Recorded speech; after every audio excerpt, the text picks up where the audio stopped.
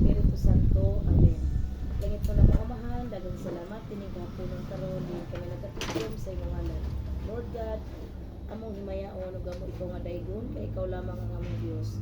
Ug among isaligyan na kanimo ang tanan. Kung unsa man ang among pangisgutan, ining among sa FFI meeting karong hapuna, uban ni Commander Tigle, ug sa mga leaders na mo, Lord, hinaot unta ang kinimot ko sa among kasing-kasing ug halipatakan.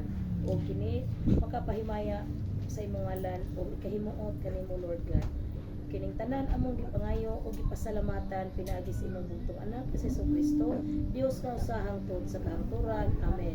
Sa ngalan sa Mahal, sa Anak, ug sa Espiritu Santo. Amen. Tao na nagkakuhan, shoulder, yan, nag-aabil siya sa emergency fund, dili ko kayo sa bukanta ng ilang pamilya.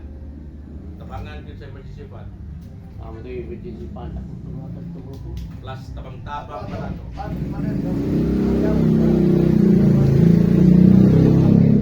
Dako-dako lagi na. Dako na. Muna na, encourage kita mo, nga rinyohan ko ninyong ID. Ito na, hindi na sila din nga. Hinay, linyo na to, mag-hinay na po tag-experience. Tapo at pisos taga buwan ka, pinakarin mo na po. Pulis karkara. Usap ta ba? Usap ta pamugaw. Kanya, limpyo mo na to. Dili na ta masaway. Dili na ta natin record dito nga bati ang CP5. Gusto na ko ibalik na to ni alimpyo. Ha? Una ito isgutan sunod pohon. Mangayo ko sa mga problema na pag mga membro ng taban, hilom-hilom lang nga kung ba no pamanon dire. Hindi na radyo ko sa inyong i-suggest kay ako mag-inong hit ako may gandaan ninyo. Para pinagkuman sa meeting, di ba limpyo? Wala na yaw-yaw. Voluntaryo na tao, ay sildo na to, ay kahatag itong sildo, atong ID, kita kabayar, itong uniform, kita kaliso na na. Nagservisyo ta nga watay sildo. Di malalim.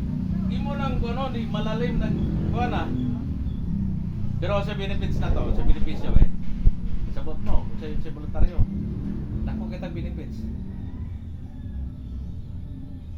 Grabe ang daig sa mga tao na to nga nagservisyo ta nga way sweldo. Kung nagservisyo ta tinarong, nagservisyo ta dili mayo, pati po.